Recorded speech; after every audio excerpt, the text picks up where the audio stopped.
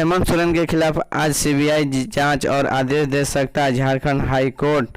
झारखंड के मुख्यमंत्री हेमंत सोरेन ने लिए आज जीने मरने का दिन है। झारखंड हाई कोर्ट के आज उनके खिलाफ सीबीआई जांच का आदेश दे सकता है। हेमंत सोरेन पर खनन मंत्री रहते हुए अपने नाम पर खदान लीज लेने के संगीन आरोप लगे हैं, जिसे अदालत पहले ही पोस्ट पद का दुरुपयोग कह चुकी है।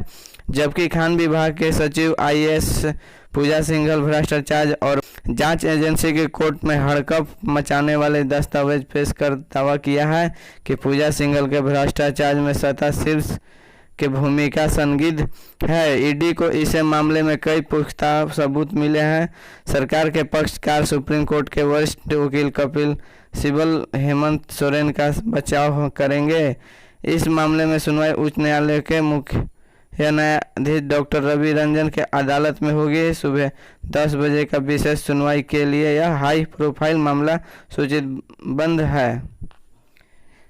इस हेमंत सोरेन भाई बसंत सोरेन और उनके कई करीबों के खिलाफ सेल कंपनियों के जारी मनी करने का संदिग्ध आरोप के मामले में भी झारखंड हाई कोर्ट का आज ही सुनवाई करने जा रहा है। बाबूलाल मरांडी ने हेमंत सोरेन के बारे में कह दी बड़ी बात, नियत ईमान पर उठाई उंगली। भाजपा के राज्य सरकार और सरकार का मुखिया हेमंत सोरेन पर ताबड़तोड़ हमले जारी है। प्रवर्तन निदेशालय ईडी के आईएएस पूजा सिंघल ने जुड़े भ्रष्टाचार के संगीन मामलों में गहन जांच के लिए बीच इंटरनेट मीडिया ट्विटर फेसबुक पर बीजेपी नेताओं द्वारा रोज तीखी प्रतिक्रिया दी जा रही है। भाजपा का शीर्ष नेता सरकार का हमलावर है। इस कड़ी में बुधवार को भाजपा विधायक दल के नेता बाबूलाल मरांडी ने अपने ट्वीट के माध्यम से मुख्यमंत्री हेमंत सोरेन पर निशाना साधा। झारखंड के पूर्व मुख्यमंत्री और भाजपा रिटायर हुए 2 अफसरों पर सरकार ने की कड़ी कार्रवाई, पेंशन से पैसे काटे। झारखंड सरकार ने राज्य शिक्षा सेवा के तत्कालीन 2 पदाधिकारियों का विरुद्ध कार्रवाई की है। यह कार्रवाई तब हुई जब दोनों पदाधिकारी सेवानिवृत्त हो। ऐसे एक पदाधिकारी को लंबे समय तक चली विभागीय कार्यवाही के बीच कई महत्वपूर्ण पदों पर रहे। राज्य सरकार ने साहेबगंज के तत्कालीन निलंबित किया। शिक्षा पदाधिकारी प्रमोद प्रसाद का पेंशन से 10% की राशि 5 वर्ष तक कटौतीत करने का निर्णय लिया है। यह कार्रवाई पेंशन नियमावली को तहत प्रमोद प्रसाद का वर्ष 2019-20 में कई गंभीर आरोप का विभागीय जांच के बाद की गई है। यह झारखंड उच्च के वित्तीय नुकसान सहना पड़ा। उच्च न्यायालय में संबोधित अन्य वादों में समय का विवरण तैयार करने का प्रति शपथ पत्र दाखिल करने का लापरवाही तैयार करने का प्रति। ईडी ने हाई कोर्ट से कहा हेमंत सरकार को न दे हड़कंप मचाने वाले दस्तावेज। केंद्रीय सतर्कता एजेंसी प्रवर्तन निदेशालय में ईडी ने झारखंड हाई कोर्ट के आग्रह किया है कि उसे हड़कंप मचाने वाले दस्तावेज किसी सूरत में हेमंत सोरेन सरकार या झारखंड पुलिस को न सौंपे जाए। ये दस्तावेज बेहद महत्वपूर्ण है कि इसके सार्वजनिक होने से ईडी के जांच प्रभावित होगी। ईडी ने साथ ही हाई कोर्ट के यह भी बताया है कि भ्रष्टाचार के संगीन आरोप में गिरफ्तार की गई आईएएस अधिकारी पूजा सिंघल के हेमंत सोरेन को रांची के अनगाड़ा में खनन पट्टा आवंटित करने का खास भूमिका रही है। ईडी ने गुरुवार को हाई कोर्ट में दाखिल किए शपथ पत्र में कहा कि हेमंत सोरेन और उनके करीबों के जुड़ी कई सेल कंपनियों के बारे में भी पता चल रहा है। हाई कोर्ट ने सीलबंद रिपोर्ट वापस लेने का आग्रह किया था खारिज। हेमंत सोरेन के जुड़ी सेल कंपनियों के सीबीआई जांच कराने के मामले में हाई कोर्ट के पिछली सुनवाई को दौरान झारखंड सरकार की ओर से हस्तक्षेप याचिका दाखिल की गई थी। सोरेन आज चुनाव आयोग को देंगे जवाब। संभावित कार्रवाई को लेकर झारखंड का माहौल गर्म, राज्यपाल का टिंकी नजरें। झारखंड के मुख्यमंत्री हेमंत सोरेन खनन पट्टा मामले में भारत निर्वाचन आयोग द्वारा भेजी गई नोटिस का जवाब शुक्रवार को देंगे। जानकारी के मुताबिक विशेष प्रतिनिधि के जरिए निर्वाचन आयोग को जवाब सौंपा जाएगा। इसकी संभावना है कि मुख्यमंत्री हेमंत सोरेन खनन पट्टा मामले में न्यायालय में चल रहे हैं मुकदमे का हवाला देकर निर्वाचन आयोग से निर्णय का इंतजार करने का आग्रह करेंगे। झारखंड मुक्ति मोर्चा के वरिष्ठ नेता का मुताबिक जवाब सौंप दिया जाएगा। 20 मई को जवाब दाखिल करने का अंतिम दिन कोर्ट में चल रहे हैं मामले का हवाला। गौरतलब है कि भारत निर्वाचन आयोग का जवाब देने की तय की है। इससे पूर्व मुख्यमंत्री को 10 मई तक निर्वाचन आयोग का जवाब सौंपना था। झारखंड बोकारो रामगढ़ से बनारस कोलकाता तक 8 लेन एक्सप्रेसवे, 200 किलोमीटर तक चकाचक सड़क।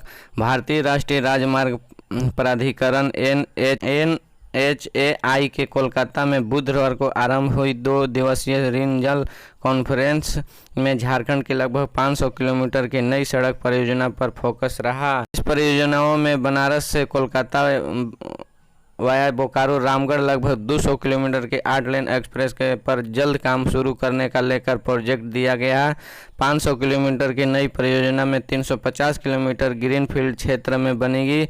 इसके अलावा करीब 150 किलोमीटर सड़क 2 से 4 लेन की हो जाएगी। इसमें लिटी बेड़ा से रांची 4 लेन भी शामिल है। NHAI के क्षेत्रीय अधिकारी इसके मिश्र के मुताबिक कॉन्फ्रेंस में राज्य की जुड़ी 30 से अधिक परियोजना पर चर्चा हुई। इनकी दिक्कतों को दूर करने का विमर्श हुआ। इसे लेकर संवेदक का सलाहकार के साथ ही बैठक हुई। झारखंड में इंस्पेक्टर राज्य सरकार के आदेश से मचा हड़कंप, सड़कों पर सन्नाटा।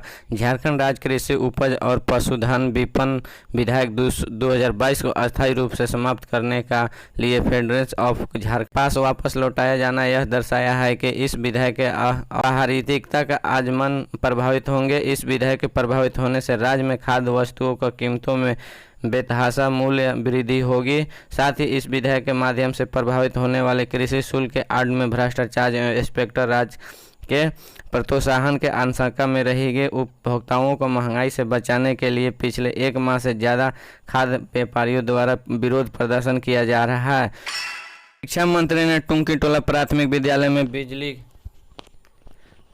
व्यवस्था उपलब्ध कराने का दिया निर्देश। रांची वरीय संवाददाताओं शिक्षा मंत्री जगन्नाथ महतो ने बरियातू के टुंकी टोला स्थित उत्क्रमित प्राथमिक विद्यालय में बिजली व्यवस्था जल्द शुरू करने का निर्देश जिला शिक्षा अधीक्षक को दिया है। बिजली का व्यवस्था हो जानी चाहिए ताकि जब बच्चे छुट्टी के बाद स्कूल लौटे तो उन्हें कोई परेशानी न हो।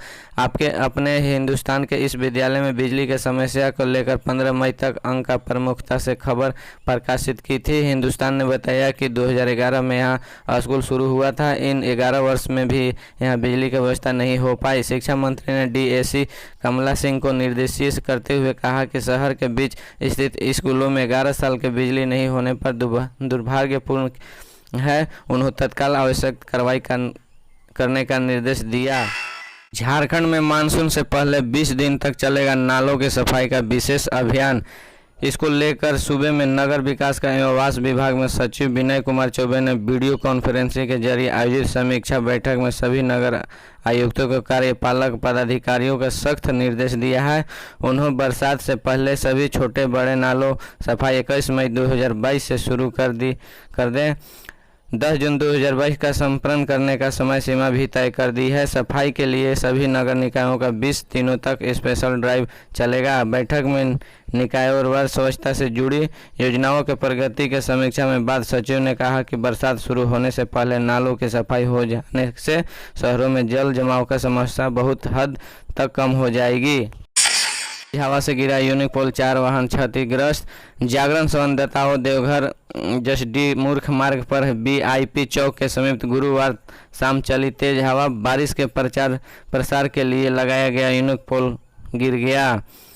इसकी चपेट में आने से सड़क किनारे खड़ी स्कॉर्पियो मोटरसाइकिल व 2 स्कूटी क्षतिग्रस्त हो गई। हालांकि घटना में किसी को चोट नहीं लगी। पोल के गिरने से इंटरनेट का तार टूट गया। इससे साइबर कैफे का काम प्रभावित हो गया।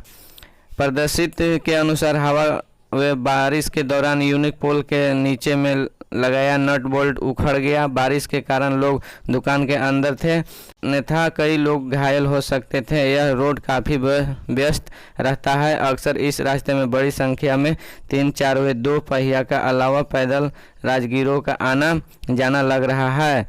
बारिश की वजह से रास्ता सूना था, इसलिए बड़ी घटना नहीं हुई।